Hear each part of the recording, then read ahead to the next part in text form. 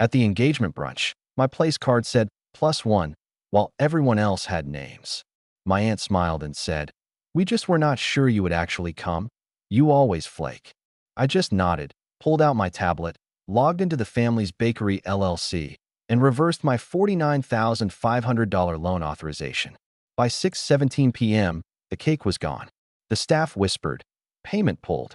At 9:04 p.m., my sister texted, "You just ruined everything."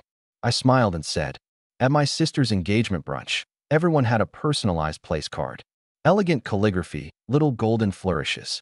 Aunt Melissa, bride's second mom. Brandon, best man and brother-in-law. Even the babysitter had her name spelled out in cursive gold. Mine, +1. That's it. Just +1. No name, no title, no seat at the family table. They'd tucked me between two distant cousins I hadn't seen since 2003. My first instinct was that it was a mistake. My second instinct knew better. As I stood there frozen, Aunt Claire waltzed by in a floral silk wrap, glanced at my card, and grinned like it was funny. "We just weren't sure you'd actually show up," she said with a shrug. "You know how you flake." I didn't answer. I just smiled and pulled out my tablet from my bag, pretending to check email. A few relatives laughed quietly behind me, like I was being dramatic, like I hadn't personally funded the very room they were standing in. 6 months earlier, my sister Grace had called crying. The family bakery, Grandma's legacy, Mom's dream, Dad's midlife crisis, was drowning in unpaid invoices and expired health permits. They needed help, and fast. I wired them $49,500 as a no-interest loan, half for a soft launch of the bakery, half for Grace's engagement party, which had somehow ballooned into a micro-wedding with 3 catering companies, a harpist, and a 4-tier cake sculpted to look like Paris. I didn't ask for recognition. I didn't expect applause. But I also didn't expect to be labeled a ghost at my own family's event.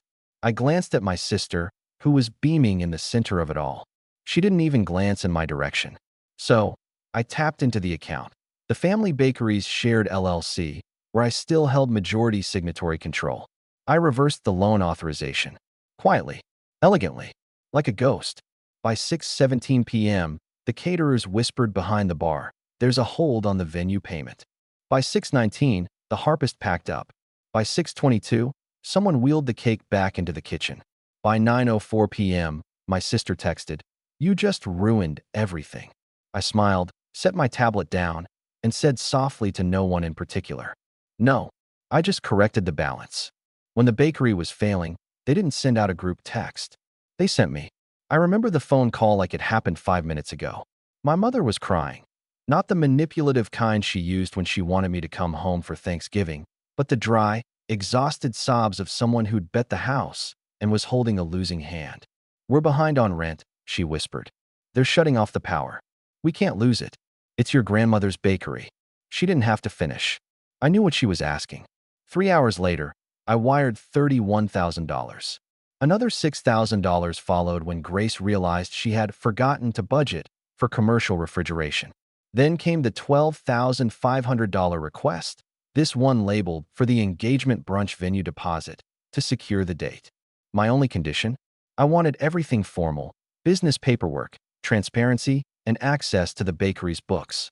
I drafted an LLC agreement. I became a 49% stakeholder. But in the family, I was still the flaky one, the loner, the disappointment who lived alone in a 1-bedroom apartment with no kids and, God forbid, no Pinterest wedding board. They never said thank you. Not once. Instead, they said things like, "Oh, we were going to ask Brandon, but we knew he didn't have your kind of money. You don't really need it back soon, right?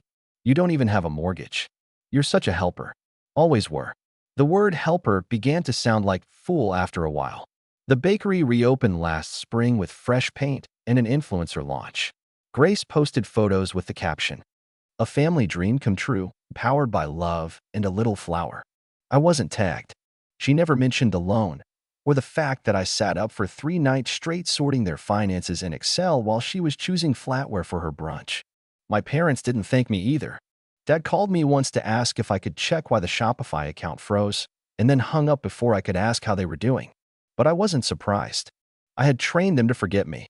It started long before the bakery. When Grace wanted to study abroad in Florence and came up short 5 grand, it was me who wired the money overnight. She sent a kissing emoji and a blurry photo of a Negroni with the caption celebrating freedom. When Mom's car broke down last fall, I paid the mechanic directly because she didn't trust herself not to spend it on hair appointments. I didn't even get a text when she picked it up. Just a passive-aggressive comment from Aunt Claire at Thanksgiving. Well, at least someone finally helped your mother for once. Even the idea for the bakery expansion was mine.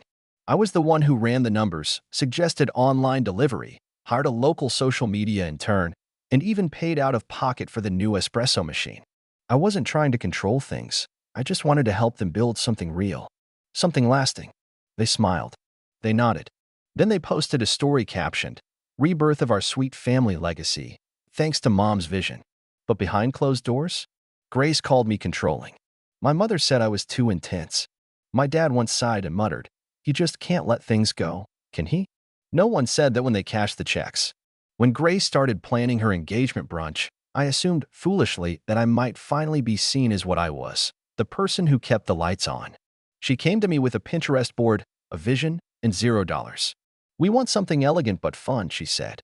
"Kind of like French Garden meets Gatsby, but not tacky." I laughed. "You have $600 in your checking account." She laughed too. "Yeah, but you're a part of this, right? I mean, you believe in family." I should have walked away then. Instead, I transferred $12,500, labeled it as brunch coordination and catering, and told myself I was investing in goodwill. Instead, I bought myself a seat labeled +1. At the brunch, while people were clinking flutes of overpriced mimosas and praising the courage of the family rebuilding the bakery, I sat next to a woman I barely knew who asked, "So, who are you here with?" I looked at her, blinked, and said, "Apparently, no one." The final insult came when I overheard Aunt Claire whispering to someone near the dessert table, "He's here? Well, we didn't think he'd actually come. You know how he is, always ghosting family stuff." Someone else laughed. "Well, at least he paid for it." That was the moment. That's when it clicked. They didn't invite me. They invoiced me. I wasn't family. I was funding. That's when I picked up my tablet under the white linen tablecloth, opened the business banking app, and tapped Revoke Transfer Authorization. It was subtle, clean, undramatic for now. The screams would come later. At 6:17 p.m., when the cake was wheeled away. At 6:19 p.m., when the head server said, "I'm sorry, there's been a payment issue." At 6:24 p.m., when my sister realized the harpist was gone and the espresso cart was locked up. But in that moment, I was calm. I was done waiting for recognition. If I couldn't be part of the story, I'd just rewrite the ending. By the time the cake disappeared, the brunch had shifted from glowing to glowering. At first, no one noticed. People assumed it was a kitchen delay. But the whispers started, the servers pacing nervously behind the espresso cart, one of them pulling out a phone, another muttering that invoice didn't clear. The harpist packed her instrument at record speed. The event manager vanished entirely. By 6:24 p.m., the room knew something had gone wrong. My sister noticed it the minute the espresso cart stopped serving lattes and started offering tap water. She marched to the back hallway, heels clacking like accusations. I stayed at my table, calm, still +1. Then Grace's voice cracked like thunder from the kitchen. "What do you mean the payment didn't go through? Who canceled it?" I sipped my drink. Someone at my table asked if I was on the bride's side or the groom's. I said, neither. Minutes later, Grace returned, furious, flushed, and followed by Mom and Dad. Her hair was frizzing at the edges, and her expression wasn't confused. It was targeted. She stormed up to my table in front of 60 guests. "No microphone needed." "Was it you?" she snapped. "Did you touch the account?" Forks paused in midair. Conversations died mid-sentence. You could hear the chandeliers hum. I didn't answer at first. I wanted her to say it out loud. And she did. "Did you cancel the payment to the venue, the cake, the harpist, everything? Did you pull your funding?" The room collectively inhaled. I stood up slowly, pushed my chair in, and looked her right in the eye. "I sure did." Gasps. Someone in the back whispered, "He paid for all this?" Grace's face twisted. "Are you out of your mind? Do you have any idea what you just did?" "Yes," I said calmly. "I stopped letting people take from me without respect." She blinked. "What are you even talking about? This is my engagement brunch. You just embarrassed me in front of everyone." Oh, no, I said, stepping closer. You embarrassed yourself the moment you made me pay for it, and then sat me at the random's table like I was a last-minute Tinder date. We gave you a spot. You gave me a placeholder.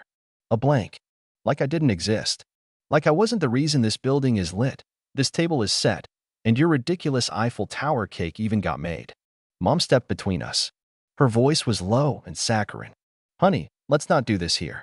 Where then? I shot back. Because y'all never seem to have time to talk. You have time for favors, for checks, for digital transfers. But suddenly it's a bad time when the donor asks to be treated like a human. It's your sister's special day. I paid 12 grand for this special day. And you wrote me out like I was the plumber. No, wait, the plumber got a chair with his name on it. Dad finally joined the war. That was private family money. The bakery is a shared venture. Correction, I said, pulling out my phone and tapping into the LLC dashboard.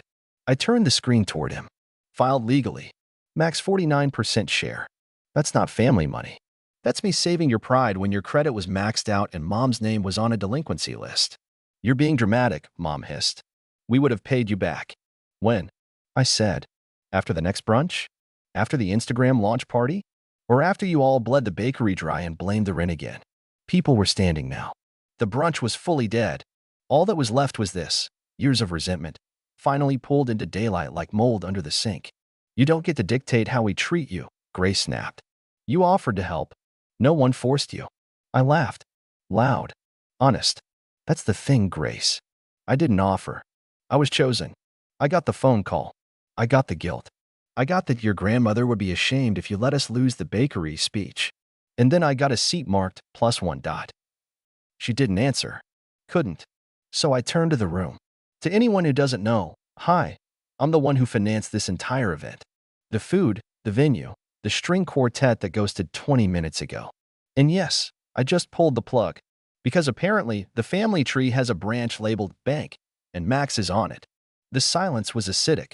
So now, I said, lowering my voice, maybe Grace will have to pay for her own wedding. Maybe the bakery will have to make actual profit instead of leeching off my direct deposits. And maybe, just maybe, you'll all remember who made this happen in the first place. I walked out. Not stormed. Not stomped. Just calmly moved past my frozen parents, my speechless sister, and a row of relatives who suddenly couldn't make eye contact. Outside, it was raining lightly. I didn't care. By the time I got to my car, my phone was vibrating nonstop. Mom, 6:31 p.m., please don't do this. Dad, 6:34 p.m. This is bigger than you. Grace, 6:35 p.m., you're disgusting. You ruined everything. Aunt Claire, 6:39 p.m., call me. I'm sure this is a misunderstanding. I didn't answer any of them. But I did one more thing. I logged into the bakery's cloud drive, the one I helped set up when they didn't know how to use Google Sheets, and revoked editor access from all parties. I changed the passwords. I removed payment privileges. I locked the financial controls. Then I archived the promotional pitch deck Grace had prepared for her bridal soft opening at the bakery, the one I was supposed to sponsor. At 8:17 p.m., I got one more text. Grace, you're nothing to this family anymore. You're out of this family. I looked at it, smiled, then replied, not dead, just done. The next morning, I woke up to 93 unread messages. My phone looked like a war zone. Missed calls from Mom, panicked voicemails from Dad, rage texts from Grace, even passive-aggressive emails from Aunt Claire titled, "Let's talk before you do anything stupid." Apparently, I already had. The family group chat, which I had been removed from overnight, was exploding according to screenshots a cousin quietly forwarded to me. Grace had gone nuclear. He sabotaged the whole brunch out of spite. He was never really part of this family anyway. Let's just move forward without him. We'll figure out the bakery somehow. That last part made me laugh. Figure out the bakery. Good luck with that. They didn't even know how to reorder flour without me. Literally, I was the one who handled the supplier portal.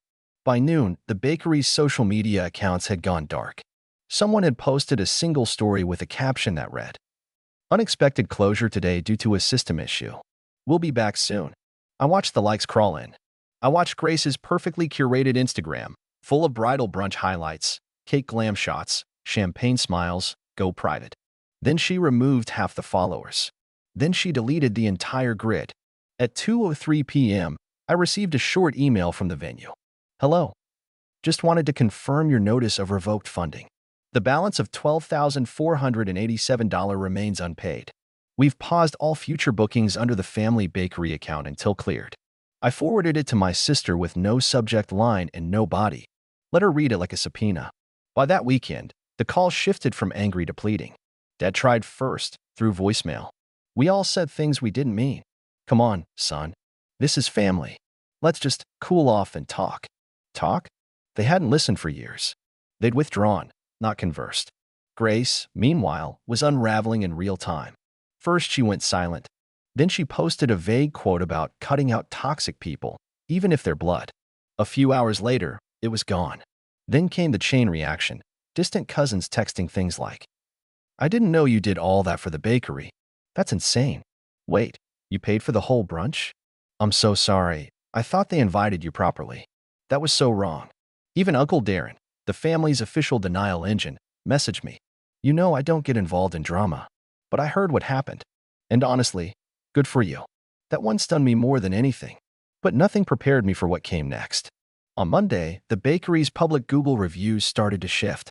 Not because of me, I hadn't said a word, but because the staff started talking. A now former barista posted, they fired us with no notice after the money fell through. But for 3 months straight, I watched the brother come in at 7 a.m., fix broken systems, do payroll, and cover bills. He was the reason this place ran. Period. Another one added. People always praised Grace for the bakery's vibe. But the PS system? The online ordering? The Wi-Fi? That was all the guy with glasses who never smiled. Guess what that guy paid for our jobs? The Yelp page was flooded. Grace tried damage control, blaming technical outages, unexpected restructuring, and, laughably, a vendor who disappeared. But the truth had already leaked like espresso under a cracked seal. By Friday, a food blogger updated their review. Visited again last week. The vibe is off. Missing the efficiency and soul that used to be there. Whatever changed, it shows. And just like that, their glossy fairy tale bakery turned back into what it was before. An empty storefront with fairy lights and no backbone. Me? I was thriving. I slept for 10 hours straight. First time in years. No midnight emails. No vendor disputes. No passive-aggressive voicemails from mom asking if I'd checked the bakery's sales yet. I woke up when I wanted, walked to my favorite cafe, ordered the overpriced latte I'd always skipped out of guilt, and paid for it with money that no longer carried obligation. That weekend, I visited a friend in another state. I turned off my phone. I didn't explain. I didn't ask permission. I didn't apologize. And the weirdest part? I didn't feel guilty. But then the rebuilding phase began. Not for me, for them. They tried everything. First, it was guilt. Ellie's communion is next month. Are you really not coming? Aunt Claire. Your grandmother would have wanted you there. Dad. Then it was revision. Grace is just under a lot of pressure. She didn't mean what she said. You know how brides are. Mom. Then came the real desperation. Okay, we'll pay you back. Just give us time. Please unlock the business accounts. Grace, finally. I didn't reply to any of it. Let them twist. Let them learn. But not everyone stayed silent. One message stood out, the kind that changes your whole day. It came from Lena, Grace's maid of honor. Someone I barely knew. Quiet. Not involved. Her message was short. Hey, I just wanted you to know. You did the right thing. We all saw how they treated you. They just never thought you'd stand up. You should have seen Grace's face when that cake got wheeled away. It was art. Then a second message. Also, I saved you a piece. I figured you deserved at least one bite. I laughed so hard I nearly cried. Not because I missed the cake, but because for once, someone saw me. 3 nights later, I returned to the bakery. No key needed. They never changed the code. The shop was dark, empty. The croissants long gone. But the La Marzocco Linea Mini espresso machine gleamed under the hanging Edison bulbs like it was waiting for me. I unplugged it, lifted it carefully into the back seat of my car. There were notes taped on the wall. A chalkboard that read, "Try our new lavender latte." An idea I came up with 6 months ago. I looked around one last time, took a breath, and said out loud, "This time, I'm not leaving anything behind." And then I left. With my machine. With my money. With my peace. It had been 27 days since the engagement brunch exploded into a Greek tragedy. I'd stopped counting after the second week, after the Yelp backlash, the bakery's silent implosion, and the sudden silence that followed like a blackout after a fire. It was the kind of silence that told you the damage wasn't done. It was only regrouping. I hadn't spoken to Grace, hadn't seen Mom or Dad, hadn't checked the bakery's socials, though friends kept sending me screenshots. The last one I saw was from a Sunday post that said, "Sometimes family is complicated, but love wins in the end. We're still baking. Stay tuned." Spoiler, they weren't baking. They were closed for inventory 3 weeks running. I had started rebuilding. A week after the brunch, I signed a lease on a downtown co-working studio. No family ties. Just a space with clean walls, warm lights, and a coffee station where my rescued La Marzocco sat like a trophy. I made lattes in silence. I smiled to myself. I started sketching ideas, maybe a new business of my own. A consultancy. A brand. Something I own completely. No brides. No brunches. No bloodlines. Then, on day 27, the doorbell rang. I wasn't expecting anyone. I opened the door to find a courier in a dark blazer holding a flat velvet box the size of a briefcase. "Delivery 4 Max," he said. I blinked. From whom? He checked his clipboard. "From the Baker family group." I almost laughed. "There is no Baker family group." He handed me the box like it was nothing. It was. Inside, a Rolex Skydweller, pristine in its leather case. Tucked beneath, my mother's handwriting. "You've given us so much. We never said thank you properly. Let's fix that. Dinner this Friday. All of us. We'll listen this time." I opened the watch. Set the dial to 7 p.m., the exact moment Grace's brunch fell apart. Then I shut it and dropped the whole thing into the trash. Not in anger, in understanding. They didn't want forgiveness. They wanted a reset. To buy silence. To buy me. 2 days later, a text from Mike. "Can we talk?"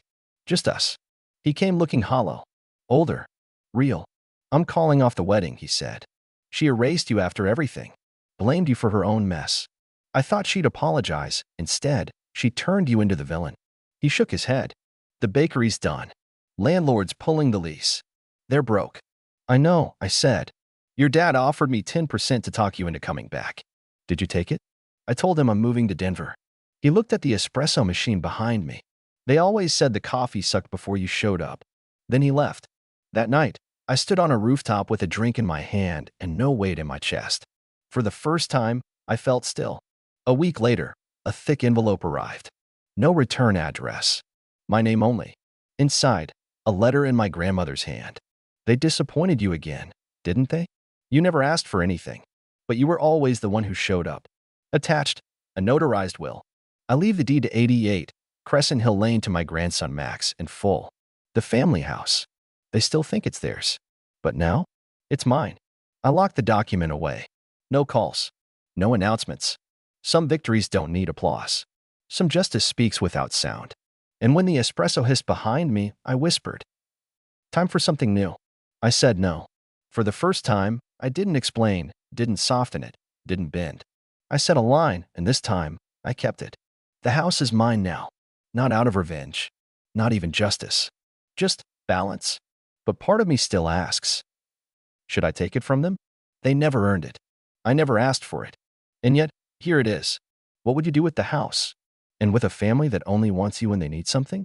I'm listening.